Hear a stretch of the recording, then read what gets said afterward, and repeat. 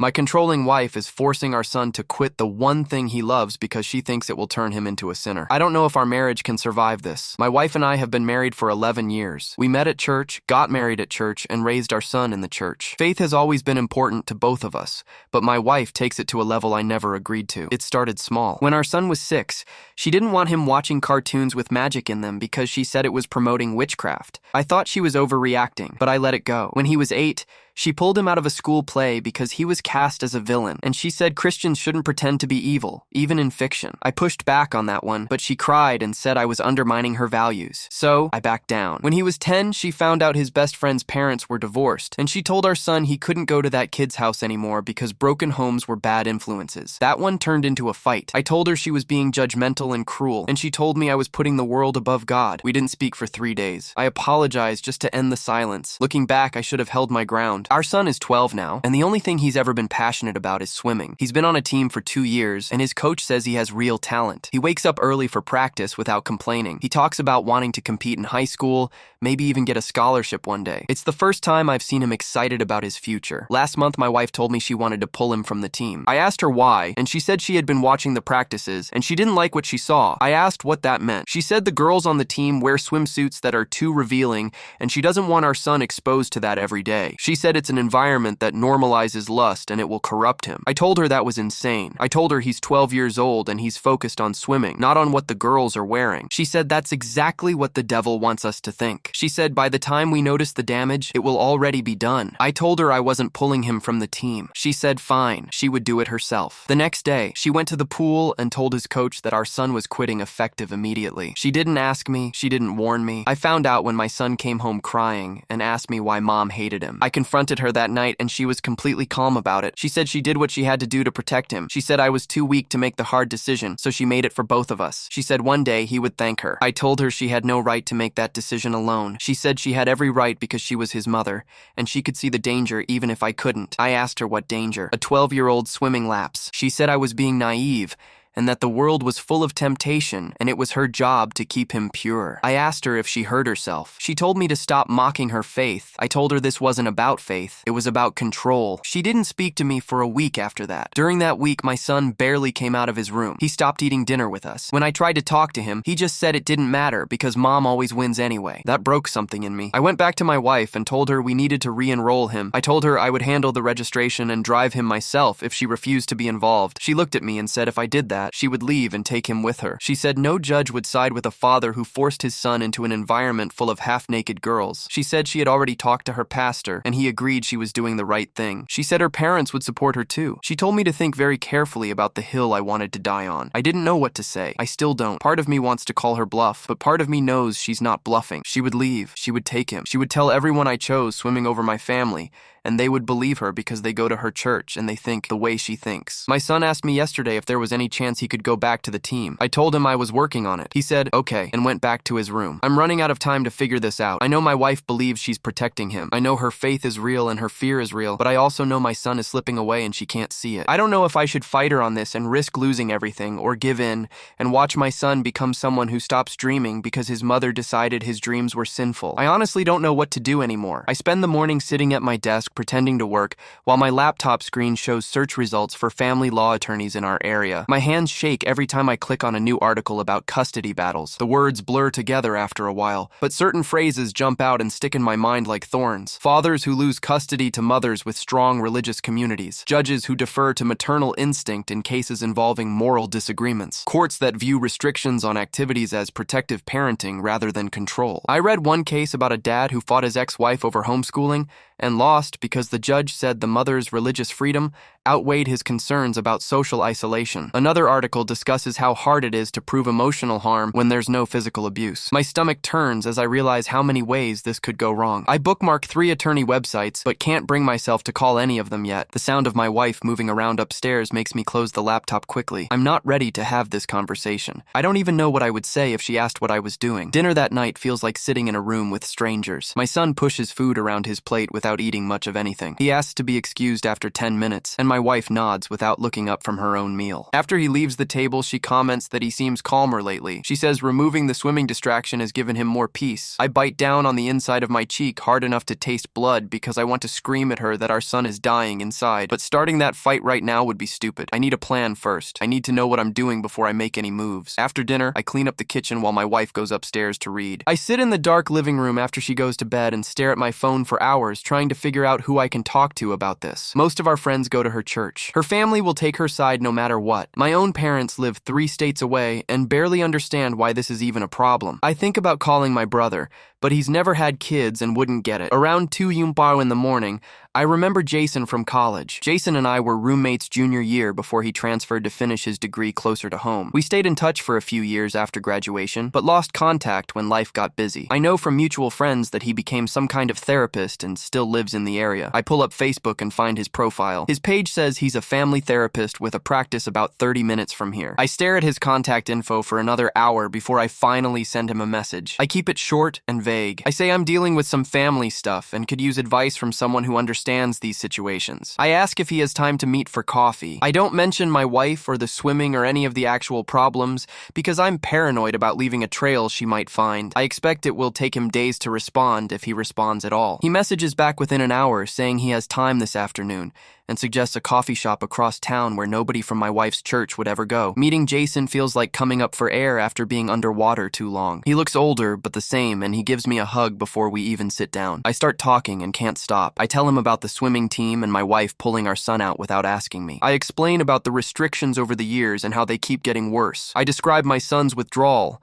and the way he stopped trying to argue or even hope for anything. Jason listens without interrupting and asks questions that make me see things I've been trying not to see. He asks how my son's grades are doing, and I realize they've dropped. Jason listens without interrupting and asks questions that make me see things I've been trying not to see. He asks how my son's grades are doing, and I realize they've dropped. He asks if my son has friends outside of church, and I have to admit most of those friendships ended when my wife decided they were bad influences. He asks if my son talks about the future anymore, and I remember that he used to talk about college and swimming scholarships, and now he doesn't mention anything past next week. When I tell Jason about my wife's threat to leave and take our son with her, his whole face changes. He leans forward and his voice gets serious. He says I need to start writing everything down. He says I should document every restriction and every conversation and every change in my son's behavior. He tells me I need to talk to a family law attorney soon, even if I'm not ready to file anything yet. He says I need to understand my rights and my options before this gets worse. Jason pulls out his phone and shows me his wife's contact information. Her name is Michaela, and she's a child psychologist who works with kids from strict religious families. He says she specializes in helping children who've experienced religious trauma. The word trauma hits me hard. I've been telling myself this whole time that my wife is just being overprotective,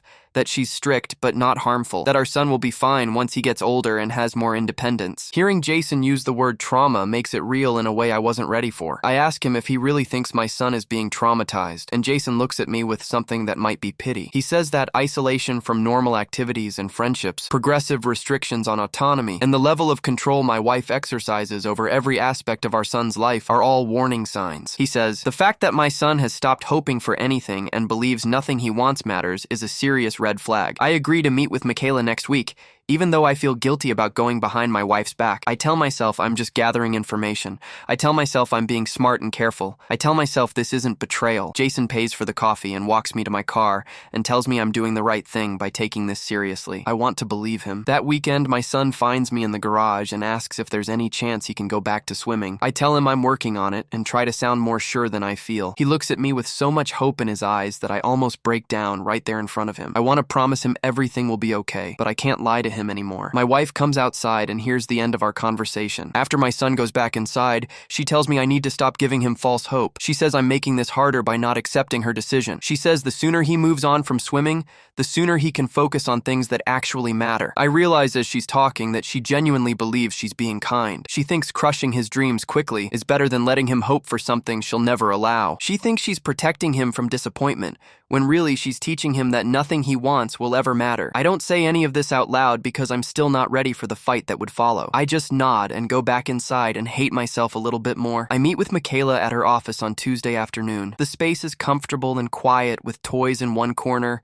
and art supplies on a side table. She offers me tea and we sit in chairs that face each other instead of across a desk. She asks me to describe my son's behavior over the past 6 years, starting from when the restrictions began. I talk about the cartoons and the school play and the friend whose parents were divorced. I explain how each restriction led to another one and how my son stopped arguing after a while. Michaela takes notes and I can see her concern growing as I talk. She asks about his sleep and I admit he's been having trouble falling asleep lately. She asks about his appetite and I remember he barely eats dinner anymore. She asks if he's mentioned feeling sad or hopeless, and I think about all the times he said it doesn't matter what he wants. Michaela puts down her pen and looks at me directly. She says, "What I'm describing shows clear signs of harm from too much control." She says, "My son's giving up and pulling away are serious problems that shouldn't be ignored." She uses clinical terms that make everything sound worse and also more real. She talks about learned helplessness and emotional suppression and developmental harm. I feel sick listening to her because I've been living with this for years and telling myself it was fine. Michaela asks if my son has any adults in his life that he trusts and can talk to freely. I try to think of someone and realize with horror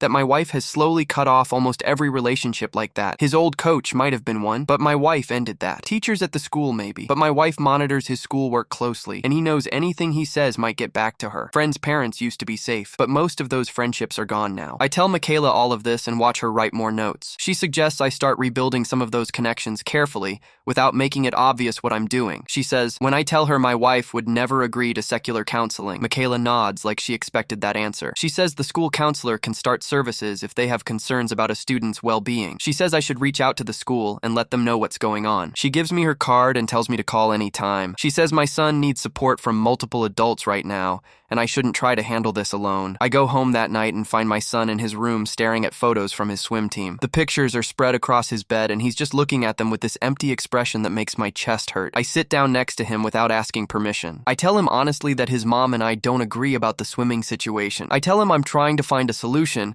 but it might take some time. He doesn't look at me when he asks if I'm going to give up like I always do. The question cuts deeper than anything my wife has said because he's completely right. I have given up every single time before this. I've backed down and apologized and let her win because it was easier than fighting. I've taught my son that I can't be counted on to protect him when it matters. I put my hand on his shoulder and tell him I'm not giving up this time. I tell him I'm talking to people who can help and making a real plan. He finally looks at me and I can see he wants to believe me, but he's afraid to hope. I don't blame him. I wouldn't believe me either based on my history. I promise him I'm going to fix this and then I leave his room before I start crying in front of him. The next morning I call Coach Marguerite before I can talk myself out of it. I explain the situation as simply as I can without bad-mouthing my wife. I tell her my son wants to come back to the team and ask if that would be possible if I can work things out. Coach Marguerite's response is immediate and warm. She says she's had parents pull kids from the team for all kinds of reasons over the years, and my son would be welcomed back anytime. She says he's a talented swimmer and the team has missed him. Then she says something that surprises me. She mentions that she's noticed over the years how uncomfortable my wife seemed at practices. She asks if there's anything she can do to help with the situation. I realize other adults have been watching this whole time. They've seen the pattern even if they didn't say anything. I thank her and tell her I'll be in touch soon. After I hang up, I sit in my car feeling like maybe I'm not as alone in this as I thought. Maybe there are people who will support my son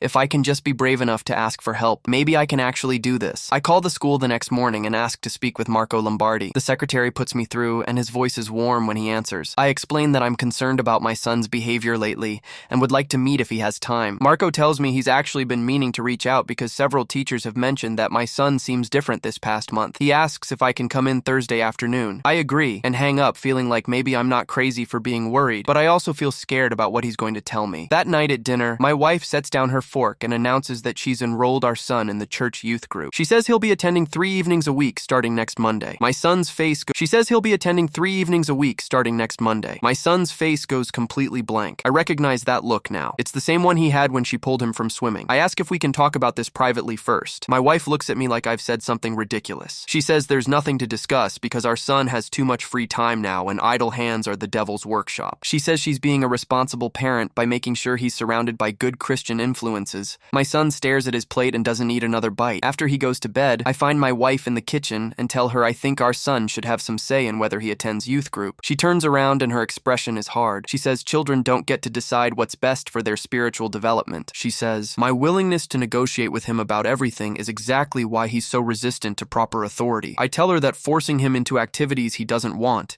is pushing him away from faith entirely. She says I'm undermining her parenting and making it impossible for her to raise him right. I say she's controlling every aspect of his life and suffocating him. The argument gets louder. She accuses me of caring more about his happiness than his soul. I tell her she's using religion as an excuse to keep him isolated. She says I'm too weak to make hard decisions. I say she's too scared to let him be a normal kid. We go back and forth until I'm exhausted, and she's crying angry tears. She tells me to sleep somewhere else. I grab a pillow and blanket and go to the couch. In the morning, she acts like nothing happened. She makes breakfast and tells our son cheerfully about all the fun activities the youth group does. He sits there eating his cereal and not responding. When she leaves for her Bible study, he comes into the living room where I'm folding the blanket. He asks me quietly if I'm going to let her do this. I promise him I'm working on a plan. He nods, but I can see in his eyes that he doesn't believe me anymore. I don't blame him. I've let him down every other time. Thursday afternoon, I meet with Marco in his office at the school. He's younger than I expected, with an easy manner that makes me feel less defensive. He starts by telling me that 4 different teachers have mentioned concerns about my son over the past few weeks. They've noticed he's more withdrawn in class. He doesn't participate like he used to. One teacher described his attitude as defeated. Marco asks gently about what's going on at home. I find myself telling him more than I planned. I explain about the swimming team and my wife's reasons for pulling him out. I mention the pattern of restrictions over the years. Marco listens carefully and takes notes. When I finish, he's quiet for a moment. Then he says he respects that families have different values,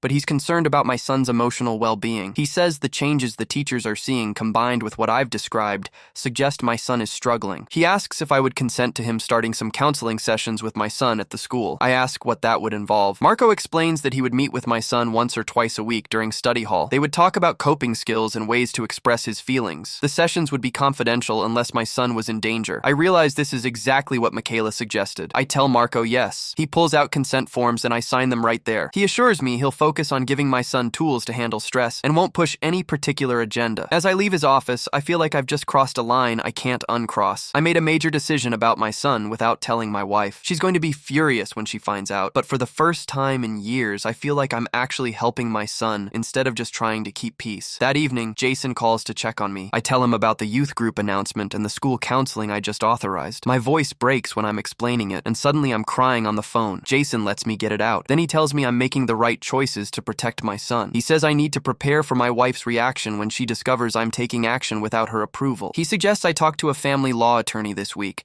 not necessarily to file anything, but just to understand my rights and options if this escalates. He gives me a name, Verity Waywright. He says she's helped several of his clients navigate custody issues. I write down her number. 2 days later, I'm sitting in Verity's office laying out the entire situation. I start from 6 years ago with the cartoon ban and walk through every restriction and conflict up to the swimming crisis and the school counseling I just authorized. Verity listens without interrupting and takes detailed notes. When I finish, she explains that custody decisions focus on the child's best interests. She says a pattern of one parent isolating a child from normal activities and social connections could be concerning to a judge. She asks if I've been documenting everything. I tell her about the notes I've been keeping. She says that's good, and the school counselor's involvement strengthens my position if this goes to court. Then she asks about my wife's support network. I explain about her church community and her pastor who validated her decision about swimming. I mention her parents who share her views and would back her up in any custody fight. Verity nods seriously. She says, religious freedom is protected, but not when it causes demonstrable harm to a child. She explains that the key would be showing that my son's emotional health is suffering under these restrictions. She advises me to keep detailed notes of every incident,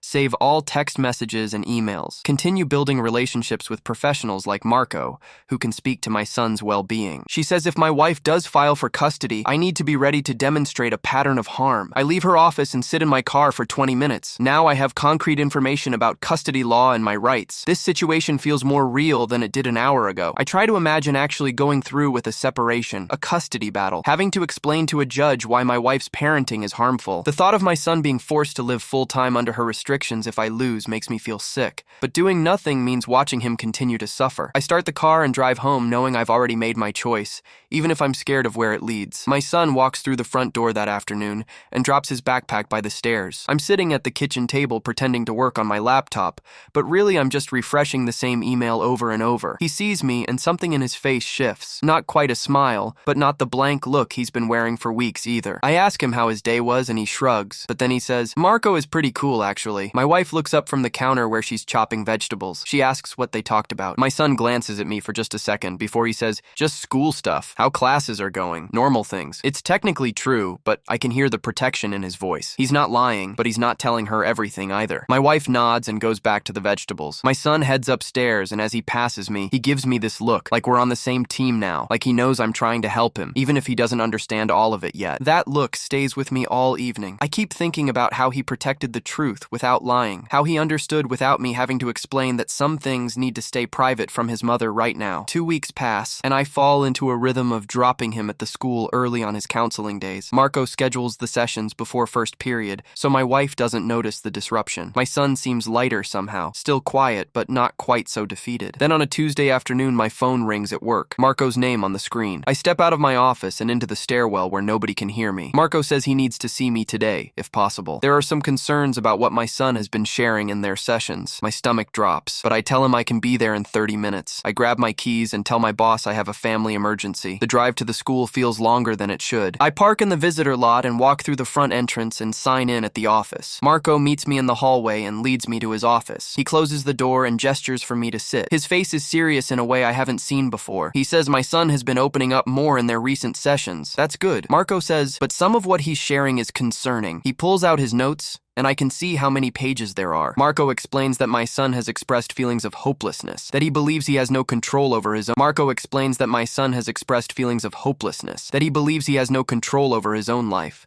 that he mentioned wishing he could just disappear sometimes. Marco's professional calm cracks just slightly when he says these last words. He leans forward and tells me these are serious warning signs. They require immediate attention and possibly more help than he can provide alone. I feel like someone just pulled the floor out from under me. My hands are shaking and I grip the arms of the chair to steady them. I ask if my son said he wants to hurt himself. Marco shakes his head and says, no, nothing that direct, but the level of despair he's showing is bad enough that Marco is recommending more help. He wants both parents involved now. He needs to bring my wife into this. I have to tell him that my wife doesn't know about these sessions, that she's going to be beyond angry when she finds out. Marco nods like he expected this. He says he understands that's difficult, but at this point, my son's safety matters more than parental conflict. He's going to call my wife today. He's going to request a joint meeting with both of us. I try to argue, but Marco cuts me off gently. He says, this isn't optional anymore. The school has a responsibility when a student shows these kinds of warning signs.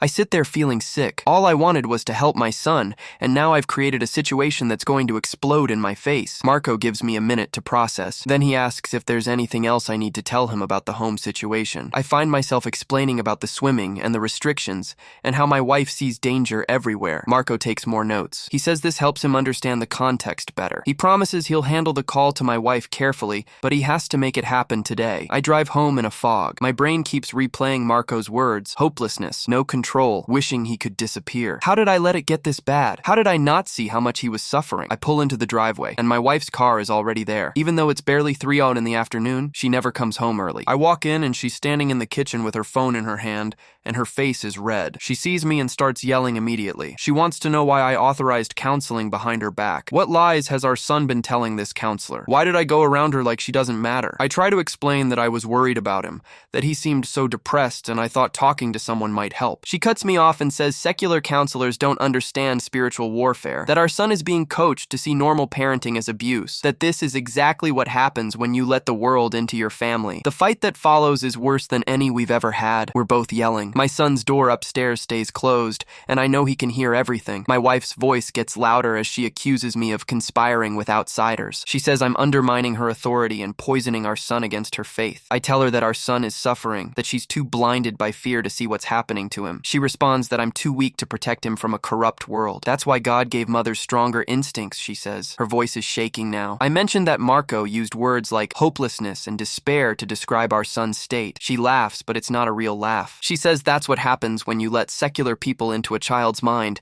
instead of filling it with scripture. That counselors like Marco are trained to see problems where there aren't any, to make children doubt their parents. I ask her if she's even listening to herself. Our son told someone he wishes he could disappear. She goes quiet for a second. Then she says he wouldn't feel that way if I hadn't been questioning her decisions and making him think he should have more freedom. She blames me for all of it. The argument ends when my wife declares she's calling her pastor right now. She's calling her parents too. We're going to have proper Christian counseling instead of this secular garbage. I tell her I'm not stopping the school counseling no matter what her pastor says. She stares at me like she's seeing a stranger. She says I've changed, that I'm not the man she married, that the man she married would have trusted her spiritual discernment. I respond that maybe I'm finally becoming the father our son actually needs instead of the one who just keeps peace. She turns and walks out of the room. I hear her footsteps on the stairs and then her bedroom door slams. That night, I sleep in the guest room. I can hear my wife on the phone through the wall. Her voice rises and falls for hours. I assume she's talking to her parents and her pastor, building her case against me. Around 10 hour, there's a soft knock on my door. I open it and my son is standing there in his pajamas. His eyes are red. He asks me quietly if we're getting divorced. I want to lie and tell him everything will be fine, but I can't do that anymore. I tell him honestly that I don't know what's going to happen, but I promise him I'm not going to stop fighting for him to have a normal life, for him to do things he loves, for him to not have to live in fear all the time. He doesn't say anything for a minute. Then he steps forward and hugs me tighter than he has in years. He whispers, "Thank you," against my shoulder. Then he goes back to his room and closes the door softly. The next morning, my wife is already dressed and waiting in the kitchen when I come downstairs. She informs me that her pastor wants to meet with both of us. Her parents are driving up this weekend to help us work through this crisis. The way she says crisis makes it clear she thinks I'm the crisis. I agree to meet with the pastor because refusing would just make things worse. But I tell her I'm also continuing to work with Marco and with the attorney I consulted last week. Her face goes completely pale when I mention the attorney. She asks if I'm planning to divorce her. Her voice is smaller now, almost scared. I tell her I'm planning to protect our son. What happens to our marriage depends on whether she can see that her restrictions are actually hurting him. She doesn't respond. She just picks up her purse and leaves for her Bible study without another word. I sit at the kitchen table for a long time after she's gone. Then I make a decision. I pull out my phone and call Coach Marguerite. She answers on the second ring. I explain that the situation at home has gotten worse, that my wife and I are barely speaking, that I'm trying to help my son, but everything is falling apart. I ask if there's any way my son could attend just one practice, just to see his old teammates, just to be in the water again for an hour. Coach Marguerite doesn't hesitate. She says yes immediately. She'll mark him as a guest, so there's no problem with enrollment. She says to bring him by Friday afternoon. I thank her and my voice cracks a little. She tells me she's been coaching for 15 years and she's seen parents fight over sports before. She says I'm doing the right thing by putting my son first, that swimming isn't just a sport for kids like him, it's where they find themselves. Friday afternoon, I pick my son up from the school. He gets in the car and asks where we're going. I tell him we're going to the pool. His whole face changes. He asks if mom knows and I tell him no, not yet, but I'm handling it. He doesn't say anything else, but I can see him trying not to smile, trying not to hope too much in case this gets taken away again. We drive to the rec center and I park in the lot. My son gets out slowly like he's not sure this is real. We walk in and the smell of chlorine hits us immediately. His shoulders relax. We head to the pool deck and Coach Marguerite sees us and waves. The other kids notice my son, and several of them run over. They're asking where he's been and saying they missed him. My son is smiling for real now. Coach Marguerite tells him to get changed and join them for warm-ups. Watching my son back in the water is like watching someone come back to life. He dives in, and his form is still strong even after a month away. He's laughing and joking with the other kids between laps. During a break, Coach Marguerite pulls me aside. She says she can see the difference in him immediately. The tension he was carrying is gone. This is where he belongs, she tells me. I watch him swim another lap, and I know she's right. When practice ends, my son comes over dripping wet and grinning. He thanks me. Then he thanks me again in the car. Then a third time when we pull into our driveway. I tell him he doesn't have to keep thanking me. He says, yes, he does. Because this is the first time in forever that someone chose what he says, yes, he does. Because this is the first time in forever that someone chose what he wanted over what was easier. My wife is waiting in the kitchen when we pull into the driveway. I can see her through the window standing by the sink with her arms crossed. My son notices too, and his smile fades. He looks at me and I tell him it's going to be okay. We walk in through the garage door and she's right there. She looks at my son's wet hair and then at me. She doesn't say anything at first. She just walks over to him and leans in close. She smells the chlorine on him and her whole face changes. She steps back and asks where we've been. My son looks at the floor. I tell her we went to the pool. She asks if I deliberately went against her decision. I say yes. I took him to swim practice because it makes him happy, and there's nothing wrong with that. She turns to my son and tells him to go to his room. He leaves without looking at either of us. Once he's gone, she asks me if I understand what I've just done. I tell her I gave our son an hour of doing something he loves. She says I've proven I can't be trusted. She says she's going to have to take more direct action to protect him from my poor judgment. I ask what that means, and she doesn't answer. She just walks past me and goes upstairs. The next 2 days are silent. My wife doesn't speak to me except to tell me that her pastor wants to meet with both of us. I agree because refusing would make things worse. The meeting is on Thursday evening at the church. We drive there separately. I get there first and wait in the parking lot. When she arrives, she walks straight inside without acknowledging me. I follow her in. The pastor's office is small with a desk and 3 chairs. He's already sitting behind the desk when we walk in. He stands up and shakes my wife's hand and then mine. He tells us to sit down. My wife sits in the chair closest to his desk. I take the other one. The pastor opens with a prayer asking for wisdom and guidance. Then he looks at me and says, "My wife has shared her concerns about our son's activities." He says he wants to hear my perspective. I start to explain that our son loves swimming and that pulling him from the team has hurt him emotionally. The pastor holds up his hand. He says he understands my concern, but that there are spiritual dangers I might not be seeing. He says wives are called to be keepers of the home. He says mothers have special God-given insight into protecting children. I try to tell him about Marco's concerns and the counseling sessions. He cuts me off. He says worldly psychology contradicts biblical truth. He says secular counselors don't understand spiritual warfare. He looks at my wife and nods like she's been right all along. Then he turns back to me. He says, "I need to repent for my rebellion against my wife's spiritual authority." He says, "I need to trust that God will honor her obedience, even if I can't see the wisdom in it." I sit there listening to him talk about submission and spiritual headship and protecting children from corruption. My wife is nodding along with everything he says. I realize nothing I say will change this man's mind. Fighting with him will only make my wife more certain she's right. So I just sit there. I let him finish his lecture. When he's done, he asks if I'm willing to support my wife's decisions. I tell him I'll think about what he said. It's not a yes and it's not a no. The meeting ends with another prayer. We walk out to the parking lot and my wife looks pleased. She says she's glad I heard what the pastor had to say. I don't tell her that I've already decided his opinion doesn't matter,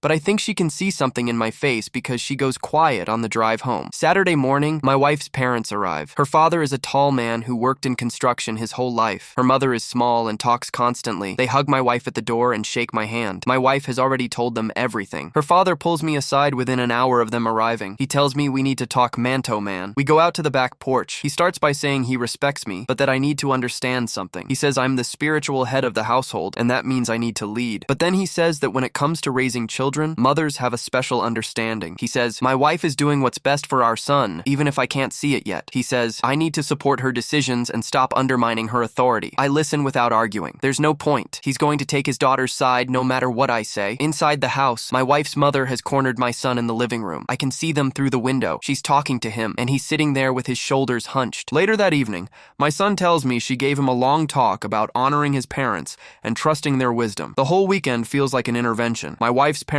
stay until Sunday evening. Her father lectures me twice more. Her mother keeps making comments about how children today are too spoiled and need stricter guidance. I spend most of the weekend in the garage planning my next steps. When they finally leave, my wife seems confident that they've helped set me straight. Sunday evening, after her parents drive away, my wife asks me to sit down at the kitchen table. She says she's been thinking about everything, and she wants to offer a compromise. I sit down across from her. She says she'll allow our son to return to swimming if I agree to some conditions. I ask what conditions. She lists them out. First, I need to attend her church's men's group every week. Second, our son needs to attend youth group 3 times a week. Third, we need to switch him to a Christian school next year. She sits back and waits for my answer. I look at her and realize this isn't a compromise at all. This is her trying to bring me under the same control system she's built around our son. Every condition is designed to surround me with people who think like she does to pressure me into falling in line. I tell her no. Her face changes. She asks what I mean. I say I'm not agreeing to those terms. She says she's trying to meet me halfway. I tell her that's not halfway. That's her way with a different label. She stands up. She asks what I want from her. I tell her honestly that I want her to see that our son is suffering. I want her to see that her restrictions are crushing his spirit. She says temporary suffering is better than eternal damnation. She says she'd rather have him resent her now than lose his soul later. I realize we're speaking completely different languages. There may be no middle ground here. I tell my wife I'm going to re-enroll our son in swimming. I tell her I'll handle all the transportation and attendance at practices. She can choose not to be involved if that's what she wants, but I'm not backing down on this. Her face goes white. She says if I do that, she'll follow through on her threat to leave and file for custody. I look at her and tell her I've spoken to a family law attorney. I tell her I'm prepared for that possibility. I tell her I think a judge will be very interested in hearing about our son's emotional state and the school counselor's concerns. She stares at me. She asks if I'm really willing to destroy our family over swimming. I tell her I'm willing to protect our son's well-being. What happens to our marriage depends on whether she can accept that. She leaves the room. I hear her on the phone upstairs for hours. The week after that conversation is the coldest our house has ever been. My wife and I barely speak except about logistics. She tells me when dinner is ready. I tell her when I'll be home late. That's it. My son notices the tension, but he seems less anxious than before, like he can sense that something is finally shifting. On Wednesday, I go online and submit the re-enrollment forms to the swim team. I pay the fee with my credit card. Then I go to my son's room and tell him he's officially back on the team starting next week. His whole face lights up. He asks if I'm serious. I tell him yes. He jumps up and hugs me. Then he pulls back and asks if mom knows. I tell him not yet, but that I'm handling it. He looks worried, but also hopeful, like he's afraid to trust that this is really happening, but he can't help hoping anyway. Thursday evening, my wife is on the computer in the kitchen. I'm making dinner. She suddenly stops scrolling and her whole body goes rigid. She clicks on something, then she turns to look at me. She asks if I enrolled our son in swimming. I tell her yes. She asks when. I tell her Wednesday. She stands up and walks over to me. She says I've forced her hand. She says she's calling her attorney tomorrow. I turn off the stove. I tell her I'm sorry it's come to this, but I'm not backing down. I tell her I hope she'll reconsider before taking legal action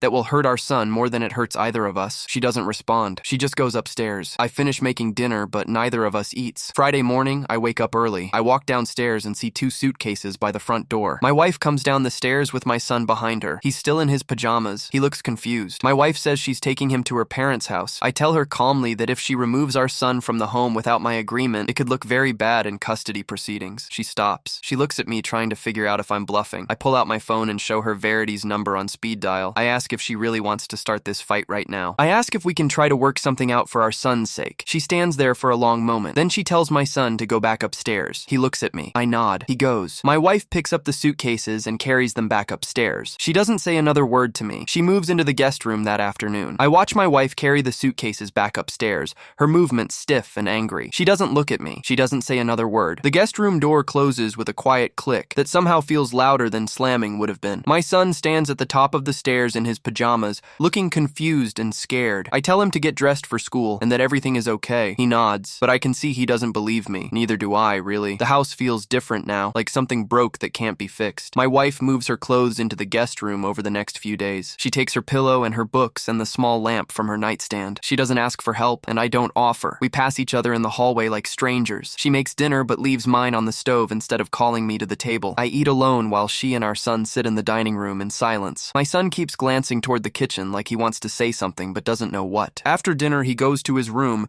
and I hear him on the phone with someone, his voice low and careful. I wonder if he's talking to one of his teammates. I hope he is. Wednesday afternoon, I drive my son to his first practice back. He's quiet in the car, fiddling with his swim bag. He asks if mom is really okay with this. I tell him the truth that she's not okay with it, but I am, and that's what matters right now. He processes that for a minute. Then he asks what happens if she tries to pull him out again. I promise him I won't let that happen. He looks at me like he's trying to decide if he can trust that promise. I don't blame him for hesitating. At the pool, I walk him inside, and Coach Marguerite greets us both with a warm smile. She tells my son she's glad to have him back and asks if he remembers his stroke drills. He nods and heads to the locker room. She touches my arm and says quietly that she's seen situations like this before, that some parents struggle with letting their kids have independence. I thank her for being patient with our family. She says my son is worth it, that he has real potential if he's allowed to develop it. Watching him dive into the pool feels like watching him come back to life. His form is still good. His timing is still there. He swims his warm-up laps with focus and energy I haven't seen in weeks. When I pick him up after practice, he's exhausted but smiling. He tells me about his times, how Coach Margaret said he hasn't lost much speed despite the month away. He talks about the relay team and an upcoming meet and which events he wants to focus on. I listen and feel something loosen in my chest. This is what he needed. This is who he is when he's allowed to be himself. At home, my wife is in the guest room with the door closed. My son glances at it as we pass but doesn't say anything. He goes to his room to do homework. I make dinner and call him when it's ready. My wife doesn't come out. I leave a plate outside her door. Later that night, I hear her moving around, going to the bathroom, getting water from the kitchen. We don't speak. The next morning, she's up early and gone before my son wakes up. He asks where she is, and I tell him she went to church. He asks if she's ever coming back. I tell him she lives here. She's just upset right now. He looks worried, but also relieved, like part of him wouldn't mind if she stayed gone. That thought scares me. My phone rings Friday afternoon while I'm at work. It's Verity. She says my wife's attorney contacted her office about a potential custody case. My stomach drops. Verity says we need to meet immediately to prepare. I leave work early and drive to her office downtown. In her conference room, Verity spreads out papers and opens her laptop. She explains that my wife's attorney sent a preliminary letter outlining their position. They're going to claim I'm exposing our son to immoral influences against my wife's religious convictions. They're going to argue that her religious freedom should be respected in custody arrangements. Verity says this is actually a weaker argument than she expected, because it relies heavily on religious freedom without addressing our son's actual well-being. I ask what we need to do. She says we need documentation of everything. My son's emotional decline before I re-enrolled him, the school counselor's concerns, any evidence that my wife's restrictions were causing him harm. We spent 2 hours going through Marco's notes and emails. I show her the text messages from the week my son was withdrawn and barely eating. I describe the conversation where my son said, "Mom always wins." Anyway, Verity takes detailed notes and says, "This is exactly what we need. She explains that family court focuses on the best interests of the child, not on which parent has the most righteous beliefs. The pattern of my wife isolating our son from normal activities and the documented impact on his mental health will be our strongest argument. Verity asks about my wife's support network. I tell her about the church community, her pastor who validated her decision, her parents who think I'm being weak. She nods seriously and says that support network could work against us if they testify that my wife is a devoted mother protecting her child. But she also says their extreme views might actually help our case if they come across as unreasonable to a judge. She advises me to keep detailed notes of every incident from now on, save all text messages and emails, document every time my son comes home happy from swimming, and every time my wife refuses to acknowledge his activities. Build a clear timeline that shows the difference in his well-being before and after I stood up to her restrictions. I leave her office feeling both empowered and terrified. This is really happening. We're heading toward a custody battle. The thought makes me sick, but doing nothing would be worse. I sit in my car in the parking garage for 20 minutes trying to steady my breathing. My phone buzzes with a text from my son asking what's for dinner. I force myself to focus on that simple question and drive home. Marco calls me Monday morning and asks if I can come in for a meeting. I tell my boss I have a family emergency and leave work. In Marco's office, he looks more serious than usual. He says my son has been talking about the changes at home during their sessions. He seems both hopeful and anxious about what's happening. He's worried about his parents splitting up, but also relieved that someone is finally fighting for him to have normal experiences. Marco pauses and looks at me directly. He says my son told him that for the first time in years,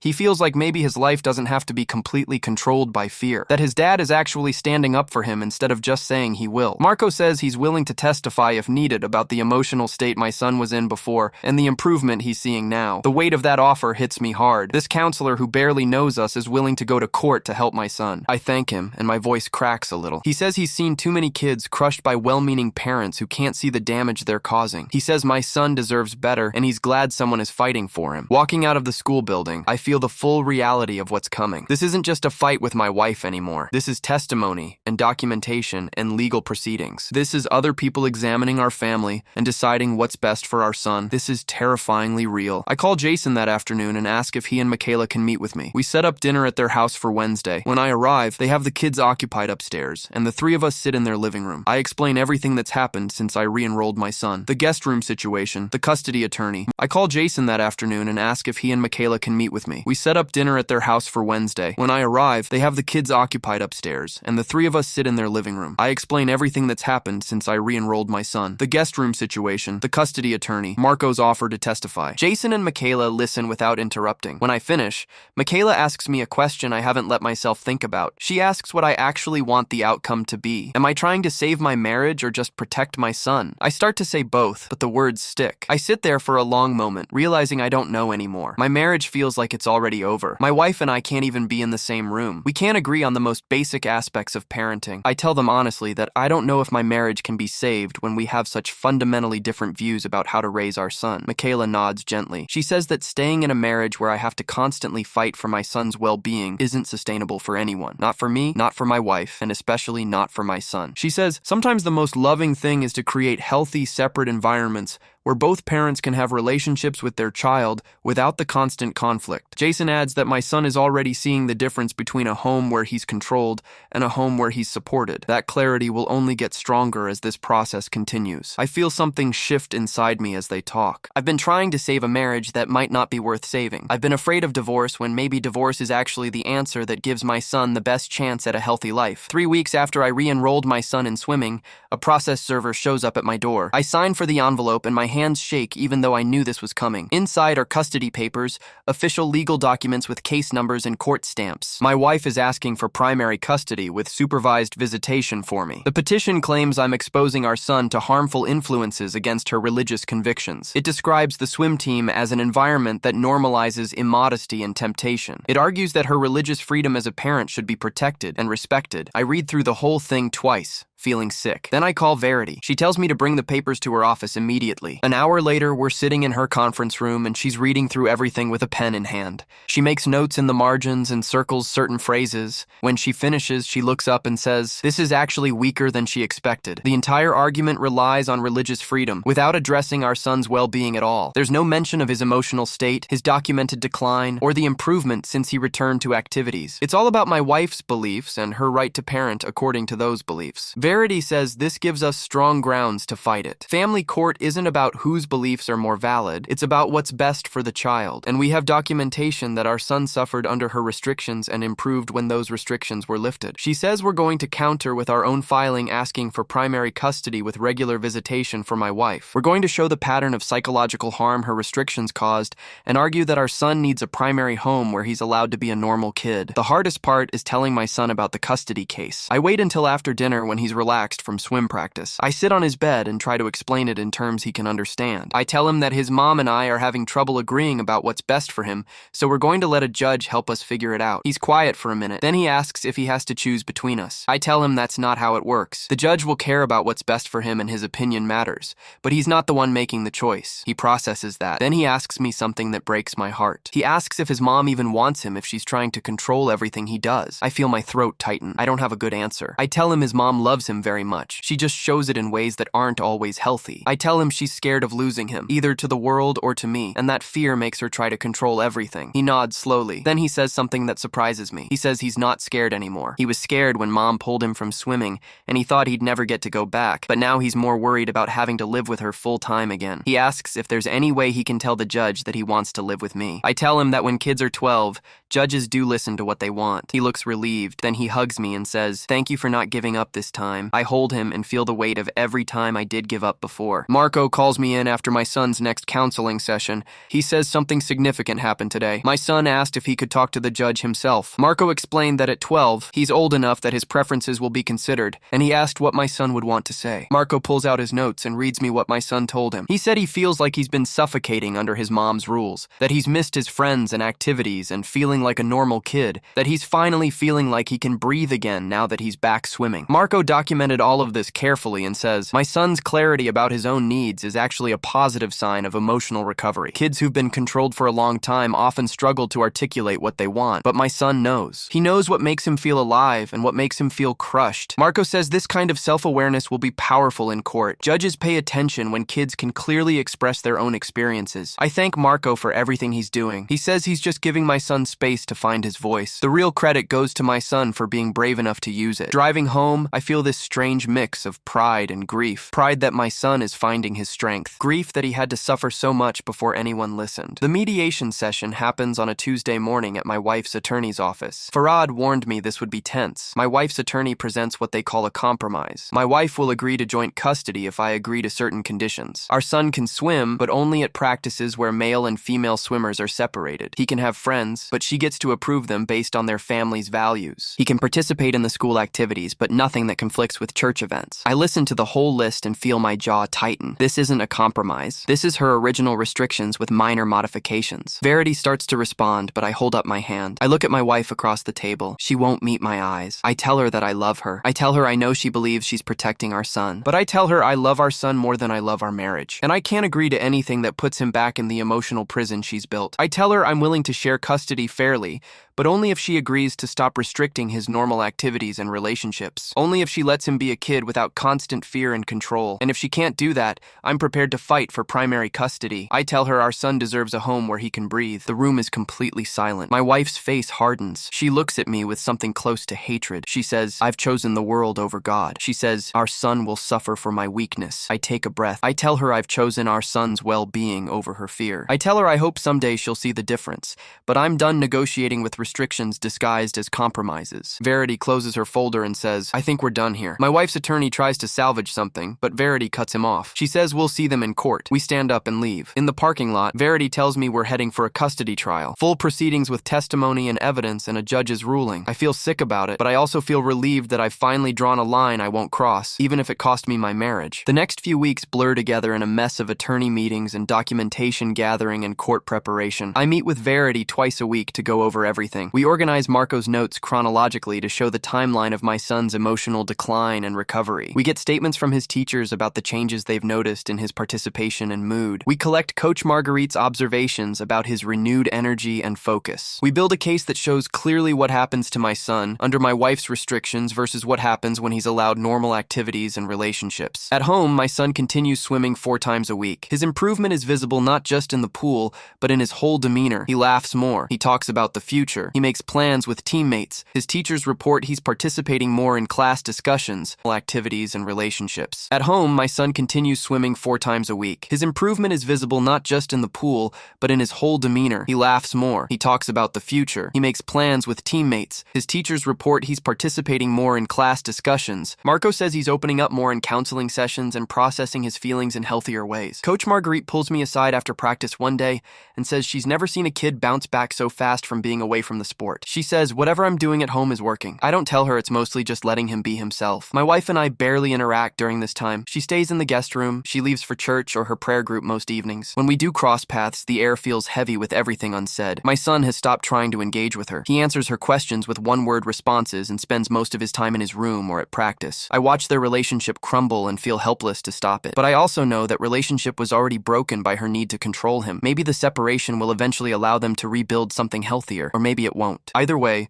my son is finally safe to be himself. Jason recommended a church on the other side of town where a pastor named Darren Newton led services that felt different from the first moment I walked through the doors. The building was smaller and less formal than my wife's church, with worn carpet and folding chairs instead of polished pews. Darren's sermon that first Sunday was about how God's love sets people free rather than trapping them in fear, and I felt something loosen in my chest that I hadn't realized was tight. After the service, I introduced myself and explained I was going through a custody situation, and Darren listened without the judgment I'd come to expect from religious leaders. He offered to meet with me during the week to talk more, and when I arrived at his office 3 days later, he asked thoughtful questions about my son's well-being and my wife's restrictions, without once suggesting I was abandoning my faith. I told him about the swimming and the isolation and the pattern of control disguised as spiritual protection, and Darren nodded like he'd seen this before. He said, "Healthy faith communities support children's growth and curiosity, rather than shutting down their interests and relationships." When I mentioned the custody case, he offered without hesitation to provide a statement for court about how my approach to parenting aligned with healthy spiritual development. I left his office feeling validated in a way I hadn't felt in years, like maybe choosing my son's well-being over my wife's demands wasn't the betrayal she claimed it was. The deposition happened in a conference room that smelled like stale coffee and cleaning supplies, with my wife's attorney sitting across from me and a court reporter typing every word. The questions started friendly enough, asking about my background and my marriage and my relationship with my son. Then they shifted to my faith practices and whether I still believed in the Bible's authority and whether I thought secular activities were more important than spiritual formation. The attorney kept circling back to the swimming, asking if I understood that I was exposing my son to an environment that normalized immodesty and whether I cared more about athletic achievement than his moral development. I kept my voice steady and brought every answer back to my son's documented emotional decline under my wife's restrictions and his visible improvement since returning to swimming. I mentioned Marco's concerns about hopelessness and withdrawal, the school counselor's notes about his isolation,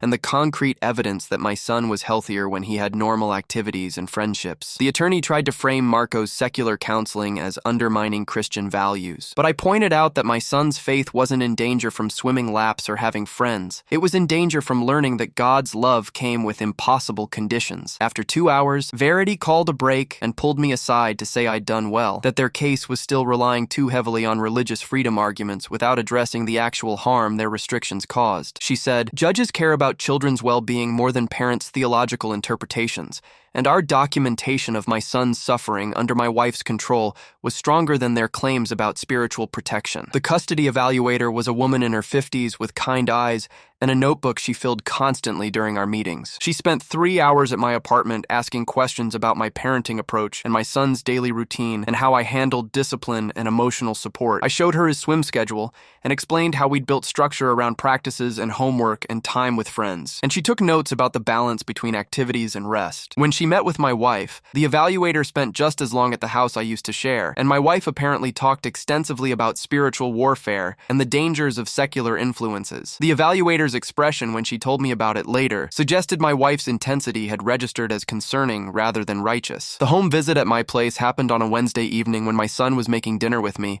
and the evaluator watched us joke around while chopping vegetables and noted how relaxed he seemed. At my wife's house during her visit the following week, my son was noticeably quieter and more careful careful with his words, and the evaluator documented the difference in her report. The final interview happened just with my son, and when the evaluator asked him directly what he wanted, he said clearly that he wanted to live primarily with me, but still see his mom regularly. He said he wanted to keep swimming and have normal friendships, and not feel like every interest or activity was something he had to defend or justify. The evaluator asked if he loved both his parents, and he said yes immediately, but then added that loving his mom was easier when he didn't have to live under her rules all the time. I built a routine for my son that became the backbone of our new life together, with swimming practice 4 mornings a week before school and twice on weekends. Marco continued seeing him every Wednesday during lunch period, and those sessions became a safe space where my son could process the ongoing tension with his mother and his anxiety about the custody proceedings. Jason and Michaela invited us over most Friday nights, and their son Lel started mentoring my son both in swimming technique and in navigating the social dynamics of being a competitive athlete. Watching them in the pool together or talking about training strategies made me realize how much my son had been missing by not having older role models who shared his interests. My son started smiling more during those weeks, making jokes at dinner and talking about upcoming swim meets with genuine excitement rather than the guarded hope he'd shown before. His grades improved as his stress decreased, and his teachers reported he was participating more in class discussions and seemed more confident overall. These changes became central to our custody case, with Marco documenting the week-by-week improvement in my son's emotional state, and Verity collecting statements from his teachers about the visible difference in his engagement and mood. Coach Margaret provided detailed notes about his renewed focus and energy in the pool, and how his times were improving steadily as he regained the conditioning he'd lost during the month away from the team. Every piece of evidence pointed to the same conclusion, that my son thrived when he had normal activities and supportive relationships, and suffered when those things were restricted in the name of spiritual protection. The custody evaluator's report arrived in Verity's office 6 weeks after the evaluation process ended, and she called me immediately to say it was strongly in our favor. The report recommended primary custody to me with regular visitation for my wife, citing specific concerns about her restrictive parenting style and its documented negative impact on our son's emotional health. The evaluator had included detailed observations about the difference in my son's demeanor between our two homes, noting that he was noticeably more relaxed and talkative at my place compared to the careful, guarded behavior he showed at his mother's house. The report specifically mentioned the dramatic improvement in his well-being since returning to swimming and having more autonomy over his activities and friendships. It recommended that any custody arrangement should prioritize maintaining his current routine and support systems, including his swim team, his school counseling, and his relationship with Jason and Michaela's family. My wife's attorney immediately filed a motion challenging the report, arguing that it relied too heavily on secular psychological standards and didn't give proper weight to a mother's religious convictions about child rearing. Verity said this response actually strengthened our position because it showed how out of touch their arguments were with actual child welfare standards. She explained that courts don't ignore religious beliefs,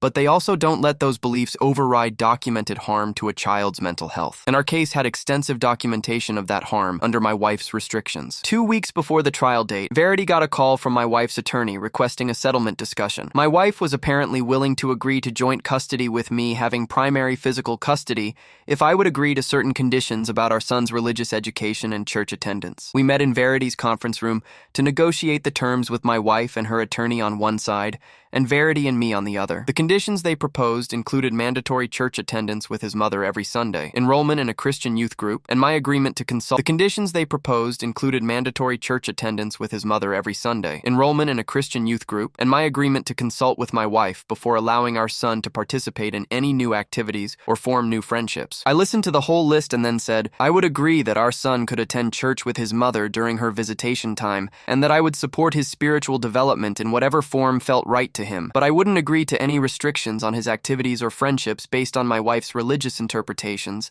and I wouldn't give her veto power over normal aspects of his social and extracurricular life. Her attorney pushed back hard, saying, my wife needed assurance that her values would be respected in our son's upbringing. Verity responded calmly that respecting values was different from allowing those values to control and restrict a child's development, and that the custody evaluator's report made clear which approach served our son's best interests. We negotiated for 3 hours hours going back and forth on specific language about religious education and decision-making authority. Eventually, we reached terms I could live with, where my wife would have regular, meaningful time with our son, but wouldn't have the power to restrict his activities or isolate him from normal childhood experiences. The final settlement agreement spelled out custody arrangements in careful legal language that protected my son while maintaining his relationship with both parents. He would live primarily with me during the school year, with Wednesday evening dinners at his mother's house, and alternating weekends from Friday after school through Sunday evening. Holidays would be split with Thanksgiving alternating years, and Christmas divided between Christmas Eve with one parent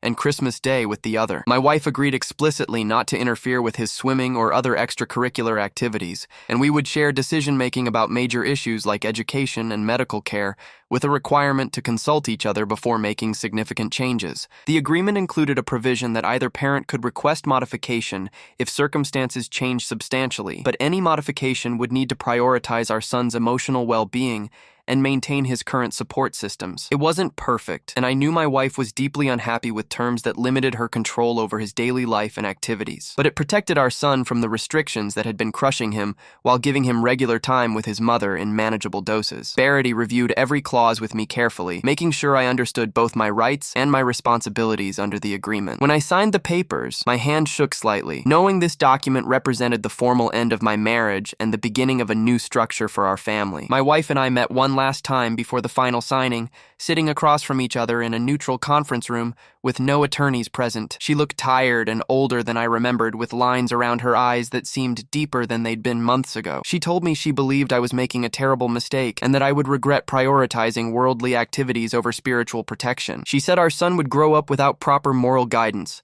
and would one day understand that she had been trying to save him from corruption. I listened without interrupting, and then told her honestly that I believed our son would grow into a healthy, faithful adult because he was learning that faith didn't require fear and control. I said he was discovering that God's love could coexist with normal childhood experiences and that spiritual development didn't mean isolation from the world. She shook her head and said I was naive, that I couldn't see the dangers she saw because I'd never taken spiritual warfare seriously enough. I told her I hoped that over time she would see our son thriving with more freedom and realize that her fears hadn't come true. I said I hoped she could eventually find peace with the arrangement and focus on building a healthier relationship with him during her visitation time. She didn't respond for a long moment, just stared at her hands folded on the table. When she finally looked up, there was something in her eyes that might have been doubt or might have been exhaustion, some crack in the certainty she'd always carried like armor. We stood up and left without saying anything else, and I drove home knowing that conversation was the closest thing to closure we would get. 6 weeks after the custody arrangement was finalized, my son was flourishing in ways I hadn't known were possible. He made the top relay team at swimming, beating his previous times consistently and earning praise from Coach Marguerite about his improved technique and endurance. His grades jumped from mostly B's and C's to mostly A's and B's, and his teachers reported he was participating actively in class discussions and showing genuine curiosity about the material. He made several new friends at the school, kids who shared his interest in swimming and video games and normal 12-year-old activities. The Wednesday evening visits with his mother were tense, according to what he told me, with her still trying to control what he talked about and how he spent his time during those few hours. But he said the visits were manageable because they were short and because he knew he was coming home to my place afterward where he could breathe. The alternating weekend visits were harder full days where his mother tried to fill every moment with church activities and Bible study and conversations about spiritual warfare. My son learned to endure them by keeping his responses brief and his real thoughts private, which wasn't ideal, but was better than the constant conflict that had defined their relationship before. Marco continued seeing him weekly and reported that my son's emotional recovery was progressing well, though he still struggled with anxiety about disappointing people